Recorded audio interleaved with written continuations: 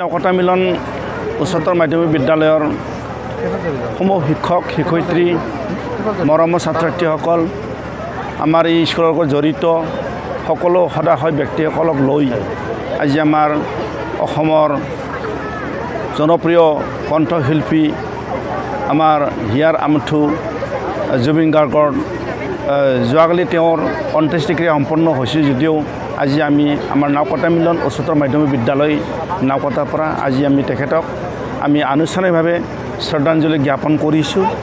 এই শ্ৰদ্ধাঞ্জলি জ্ঞাপনৰ যোগেদি আমি আমাৰ এটা বাৰ্তা আমি দিব বিচাৰিছোঁ আমাৰ মৰমৰ ছাত্ৰ-ছাত্ৰীসকল বা আমাৰ এই অঞ্চলৰ ব্যক্তিসকল বা আমাৰ এই যুৱ প্ৰজন্ম তেখেতসকলক আমি এটা বাৰ্তা দিব বিচাৰিছোঁ জুবিন গাৰ্গ কোন আছিল। জুবিন গাৰ্গ আজি আমাৰ কেৱল অসমৰ নহয় এই ভাৰতৰ নহয় বিশ্বৰ এজন শ্ৰেষ্ঠ গায়কৰ আছে সেৱা তেখেতে দায়িত্ব লৈ সমাজৰ কাৰণে কাম কৰিছিলে।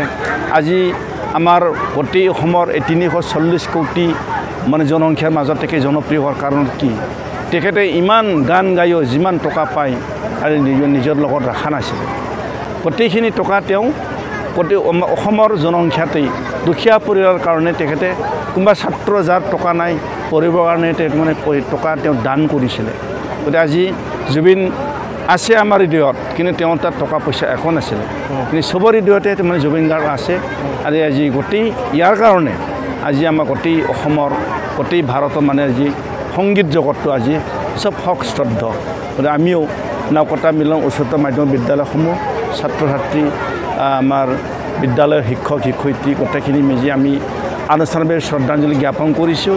তেখেতৰ আত্মাই য'তে নাথাকক আমাক চাই থাকিব, অসমৰ সংগীত জগতক চাই থাকিব আৰু যদি ঈশ্বৰে কামনা কৰে তেখেতে অসমতে পুনৰ জন্ম লওক আৰু আমাৰ অসমৰ কলা সংস্কৃতি আগুৱাই নিয়ে তেখেতে আকৌ যত্নপৰ হওক এইটো আমি ভগৱানৰ ওচৰত প্ৰাৰ্থনা কৰিছোঁ।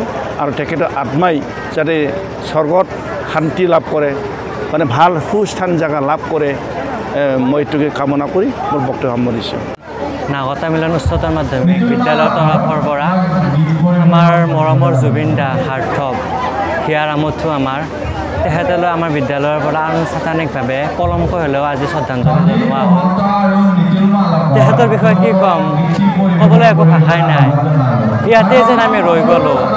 আমি প্ৰতিটো সময়ত তেওঁৰ গান শুনো, আমাৰ ভাল সময়ত বেয়া সময়ত প্ৰতিটো সময়তে তেওঁৰ গান শুনো, তেওঁৰ গানে আমাক সাহস দিছিল। এতিয়া যেন তেওঁ মানুহটো কি ক'ম আৰু ভাষা নাই ক'বলৈ। দুখ লাগিছে, বহুত দুখ লাগিছে।